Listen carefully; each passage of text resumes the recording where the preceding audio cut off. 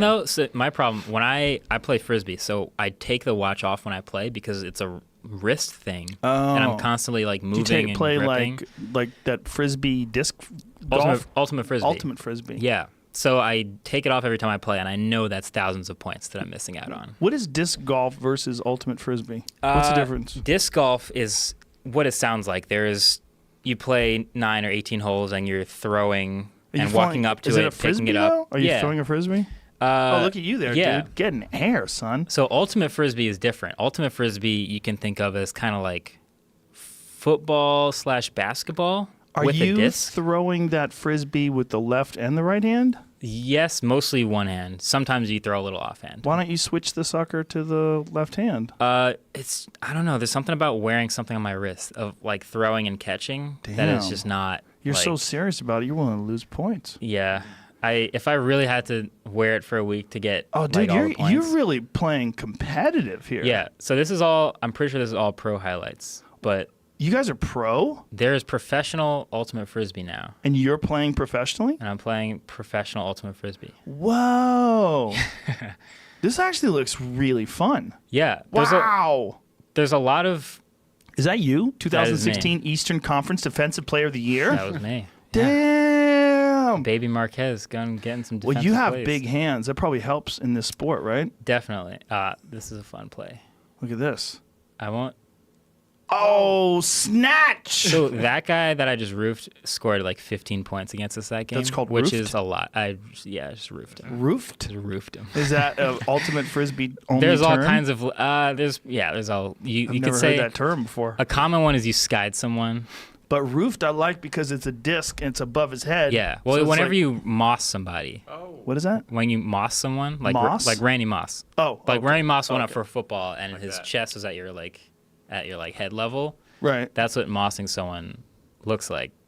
But there's other words for it, so you might roof someone. I can't believe you're doing this without your sensor on. Well, it's because you're so serious about it. So many points. Yeah, you're losing so many points. Wow. Yeah. Do you do any strength and conditioning to prepare for this? Yeah, so the season is a couple months long. So, yes, we're in the off season now. The season just ended, so we're just basically rebuilding. I lose like 15 pounds during the season, so I'm like putting that back on. Then you get to like tryout season in like February or March. And then you just start, getting your throws back, getting your cardio back, and starting to work into it. And then the season starts. I would think that like leg strength and explosive power, like doing box jumps and things along those lines would be huge for you. Yes. So there's different, like sort of like basketball or football, there's different sort of types of players. You can sort of there's so many things to explain with Frisbee. There's throwers and catchers, you might call them. So handlers and receivers. A lot of shorter, faster people who aren't as explosive but are really, really quick are handlers. And they'll go around, they'll squirrel around, and they'll have awesome strength, and they'll be able to throw anywhere. But they won't necessarily go downfield and try to go score on someone because they're not as tall or as explosive. Meanwhile, a lot of cutters or receivers you can think of sort of like a wide receiver in football. They're going downfield and they're the athletes going and making plays in the air, and they're hard to guard downfield, but they're not necessarily scrolling around throwing a lot. They're mostly just catching, dumping it off to another thrower, and then going for some more yards again. So if you watch a game unfold, it's very fluid. You constantly switch between offense and defense like basketball. You're scoring in an end zone, and then the point's over, and then you pull again to start. But as the point's going on, you kind of notice like certain players are mostly doing certain things, like mostly throwing, mostly getting the disc back. Other people are mostly going downfield, threatening deep. There's a lot of terminology. How'd you get involved in this? The high school I went to, Columbia High School, invented this sport in 1968. Whoa. And I had a very competitive team for the years that I was there, and I made a lot of friends on the team, started playing. I played for the JV team for the first 2 years, and then I played for the varsity team my second 2 years. So it was a pretty serious program, and we played against other high schools around the country. We traveled, we flew. Whoa. We played against, we had rivals in Massachusetts and Connecticut and all these other schools. And then we had the big Eastern Championship at the end of the high school season. That's what we all played for. We won 11 straight state championships the 2 years that I played. That's incredible. Yeah.